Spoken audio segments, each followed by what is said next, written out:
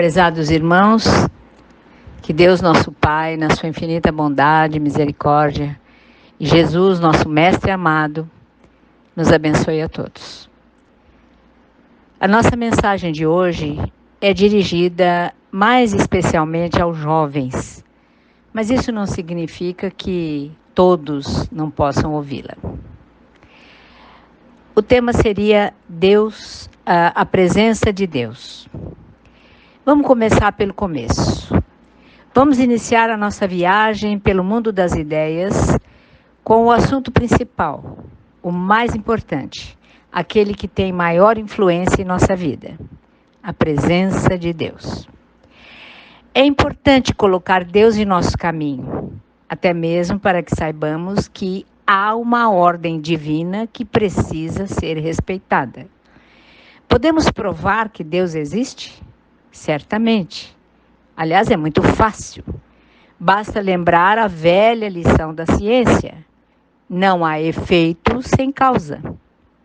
A roupa que você veste, a cama onde você dorme, a casa onde você mora, tudo tem um autor. Alguém fez isso. Você pode não estar muito satisfeito com eles, mas nem por isso pode negar que existem. E as estrelas a se movimentarem com tamanha perfeição no céu, que deixam maravilhados os astrônomos, quem é o autor? Quem fez a beleza da flor, o sorriso da criança, o amor de mãe, a grandeza do oceano, o verde do campo, o azul do céu? Esse inventor incomparável, essa inteligência suprema, muito acima do homem mais capaz, é Deus.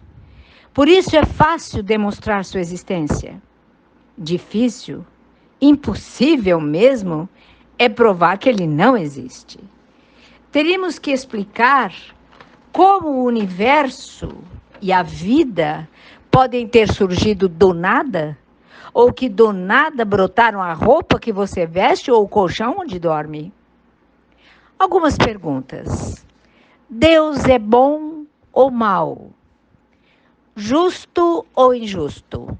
Talvez você tenha suas dúvidas, mas é fácil chegar a uma conclusão acertada. Basta olhar para dentro de nós mesmos. Eu, você, seus familiares, o colega do seu lado, o diretor da escola, todos os homens, todos temos um grande desejo que se costuma chamar anseio, o anseio de justiça e bondade. Se pensar um pouco, perceberá que seus momentos mais felizes foram aqueles em que praticou a justiça e a bondade. Foram quando você fez o que é justo e bom, quando abraçou uma criança, quando socorreu um necessitado, quando atendeu a um amigo, quando consolou um sofredor, quando se recusou a prejudicar alguém, quando cumpriu o que a sua consciência mandava. Ora, se nós somos filhos de Deus, se fomos criados à sua imagem e semelhança, como está na Bíblia, e se nós somos felizes com a justiça e a bondade, certamente essas virtudes estão presentes em nosso Pai Celeste. Assim, é fácil compreender que tanto mais nos aproximaremos de Deus e tanto mais felizes seremos, quanto maior o nosso empenho em exercitar a justiça e a bondade. Faça uma experiência. Durante alguns dias, procure ser justo e bondoso com seus companheiros, com os professores, com todas as pessoas que cruzarem seu caminho. Durante alguns dias, não brigue, não xingue, não reclame, não fale palavrões. Durante alguns dias, faça todo o bem que puder e evite qualquer palavra ou ação que prejudique alguém. Verá que grandiosa sensação de paz nascerá em seu coração. Talvez você julgue tudo isso um papo furado Impossível acreditar que Deus seja justo e bondoso ante tantas injustiças que há no mundo como o nosso. Um mundo onde os maus muitas vezes são os que vivem melhor. Um mundo onde convivem a riqueza e a pobreza. Onde convivem gênios e idiotas, santos e pecadores, atletas e paralíticos, bons e maus, sãos e doentes.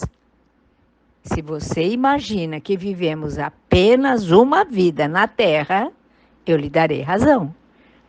Afinal, onde está a bondade de Deus que permite que uns nasçam em favelas miseráveis e outros em berço de ouro? Que justiça é essa que faz crianças retardadas mentalmente e outras de brilhante inteligência? Considere, entretanto, que as pessoas não são iguais, não possuem a mesma maturidade, as mesmas tendências. Repare em seus próprios companheiros. Uns não querem saber de nada, vivem para comer, dormir, divertir-se, transar, fumar cigarro e outras cositas más, como se fossem crianças irresponsáveis. Outros não se conformam de estar aqui, agora, estudando. Gostariam de estar à beira de um rio, pescando, ou jogando bola e etc. Há os que se dedicam ao que se propuseram, ou seja, se é para estudar, vamos estudar. Que cumprem direitinho seus deveres, que são obedientes. Alguns revelam a inconsequência das crianças, outros a prudência dos idosos. Dá para perceber algo muito claro. Não temos a mesma idade espiritual. Não fomos criados todos ao mesmo tempo. Você pode ter 1 milhão de anos. Um companheiro seu, alguns milhares. Eu posso ter 50 mil anos. Meu filho, 100 mil. Bem, mas nós queremos nos aprofundar nesse assunto. Só queremos dizer que bens e males que nos afligem são consequência do bem ou do mal que praticamos. E que a justiça de Deus nunca falha. Ela funciona em nossa consciência. É a justiça de Deus dentro de nós que nos torna felizes ou infelizes, sãos ou doentes. Conta-se que durante uma guerra, militares desejavam determinadas informações de prisioneiros inimigos. Você tem ideia de como agiam? Davam cacetadas? Empregavam tortura física? Ameaçavam com muitos anos de prisão? Deixavam os infelizes passar fome? Matavam companheiros diante deles? Não, nada disso. Eram muito espertos. Sabiam que essas ações violentas poderiam desenvolver forte resistência às suas perguntas. Ou pior, acabariam por matar os prisioneiros. Agiam diferente. Simplesmente colocavam cada um deles numa solitária, um cubículo mal arejado, sem sanitário, escuro, mal cheiroso. Ali ficavam por semanas, sem qualquer contato humano, nem mesmo com os carcereiros. Em breve, sem terem o que fazer, nem com quem conversar, nada vendo ou ouvindo, os prisioneiros entravam em parafuso e perdiam a resistência. Ficava muito fácil retirar deles as informações desejadas. A experiência demonstra que, se não há uma disciplina em nosso pensamento, acabamos descontrolados, como um carro sem freios. Por isso costuma-se dizer, mente vazia, oficina do diabo. A pessoa ociosa fatalmente se envolve com maus pensamentos e com sentimentos negativos. Assim posso dizer-lhes, sem medo de errar, que o pior mal que nos pode atingir em qualquer lugar é não ter o que fazer. Segundo a sabedoria popular, a ociosidade é a mãe de todos os vícios. Quem permanece inativo sempre acaba fazendo o que não deve. Se você deseja o equilíbrio e a paz, mantenha-se ocupado. Arranje um serviço de qualquer natureza. Nunca fique ocioso. Observe que nossos melhores momentos são aqueles em que temos o que fazer e nos concentramos nisso. No esforço de se manter ocupado, há algo muito importante. Não deixe um só dia sem o empenho de aprender. Nossa mente, se assim posso dizer, tem propriedades elásticas. Quanto mais coisas botamos dentro dela, mais cresce, mais poderosa fica, mais capaz. E quanto mais aprendemos, melhor compreendemos a vida, mais equilibrados ficamos, mais felizes vivemos. Sócrates foi um grande sábio da antiguidade. E ele dizia assim: só há um mal, a ignorância. Só há um bem, o conhecimento. Ele queria dizer que os males em que nos envolvemos nascem sempre de não sabermos como lidar com a vida. Mais exatamente, nascem da nossa ignorância.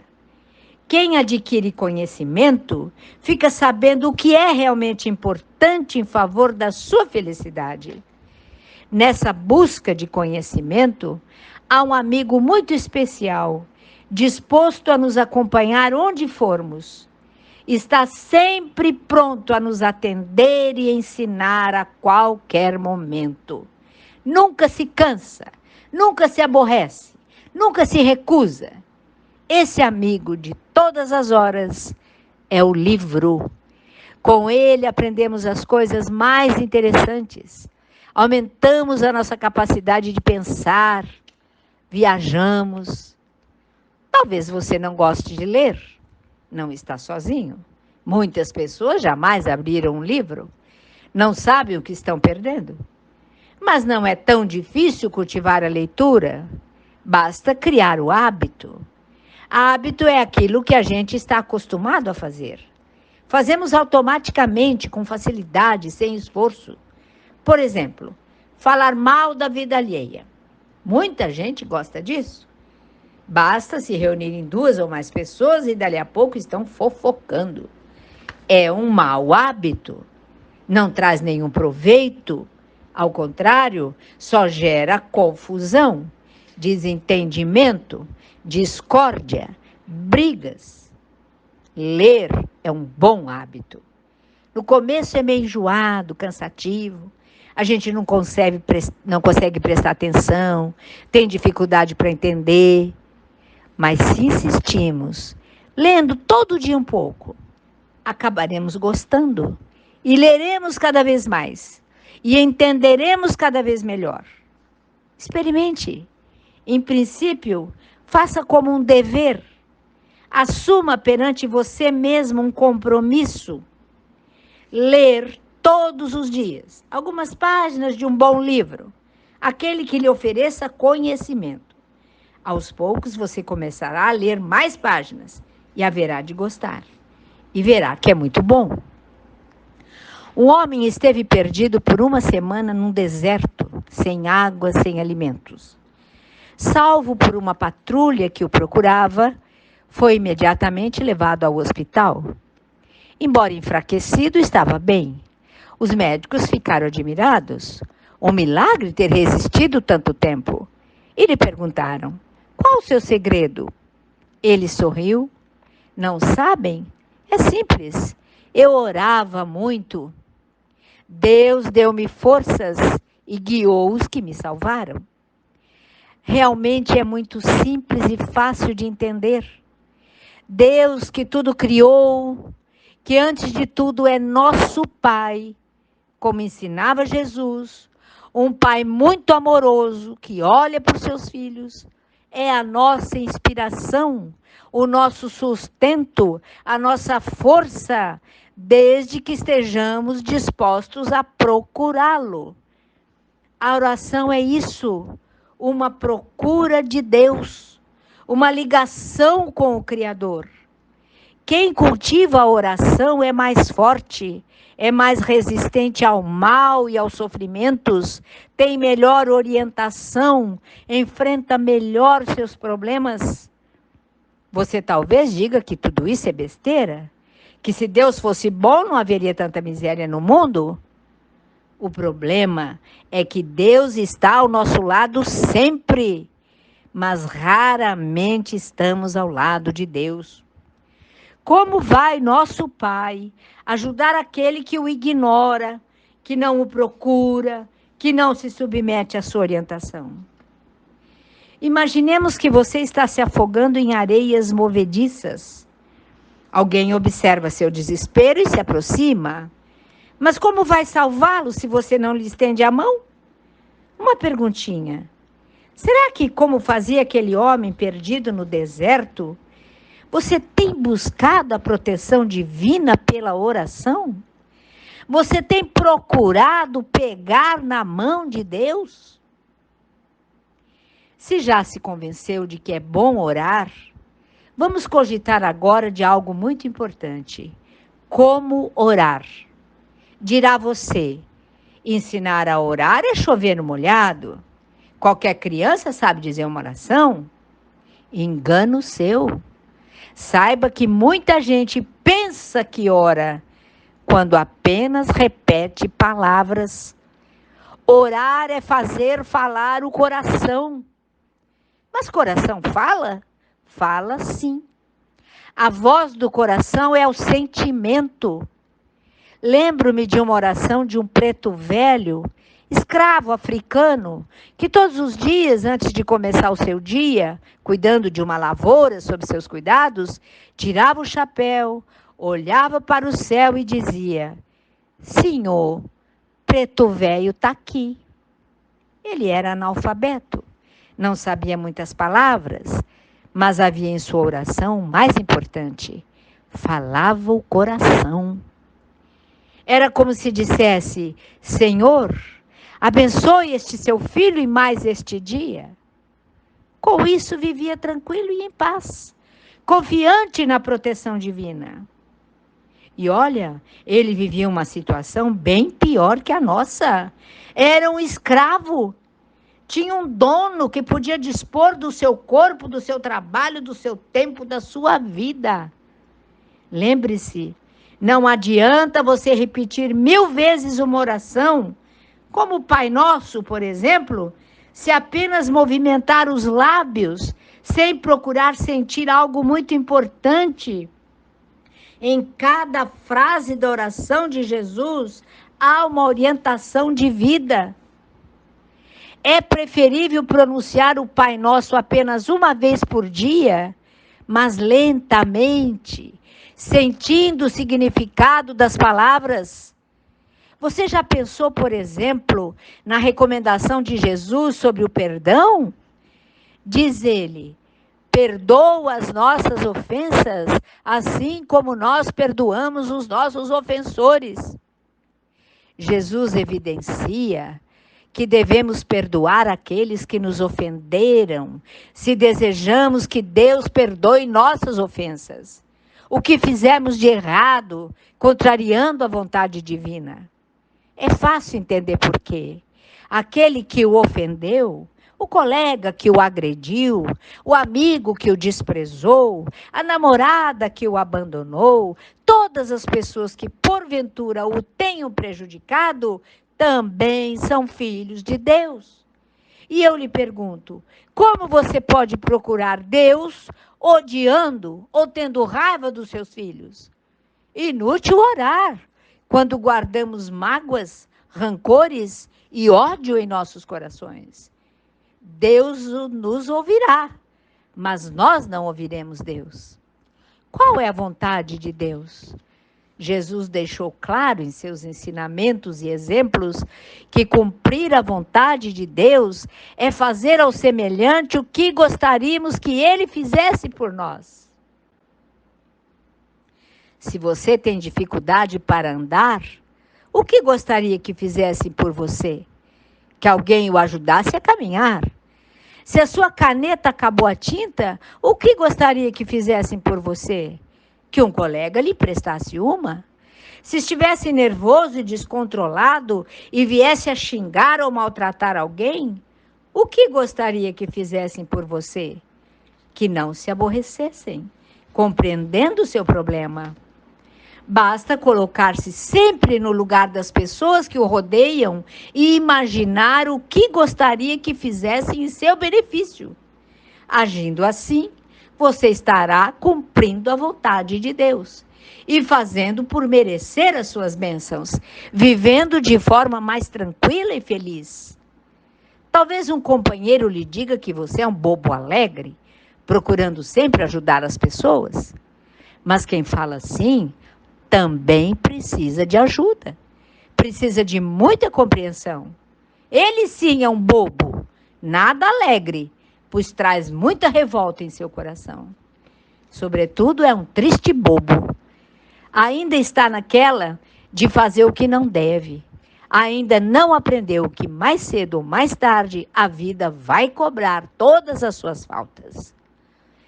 Não há como negar a existência de Deus, meus queridos.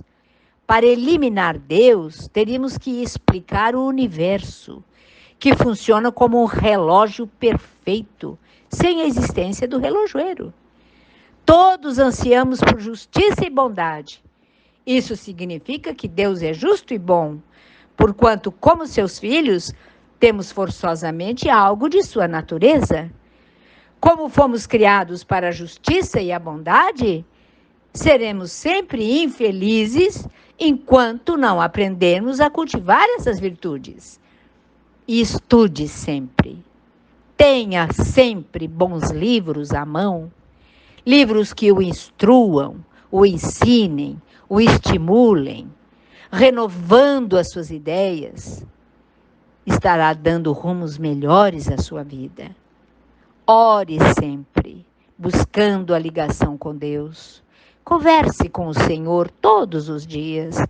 Abra seu coração, conte-lhe suas angústias e mágoas, seus anseios e receios. Confie em Deus. Ele é aquele Pai que, segundo Jesus, jamais deixa de atender nossos pedidos. Esteja certo de que Jesus, o Mestre por excelência, o pastor bendito que nos conduz pelas veredas retas da justiça, receberá com festas a sua iniciação numa vida mais consciente, ajustada e feliz. Que Deus nos abençoe a todos.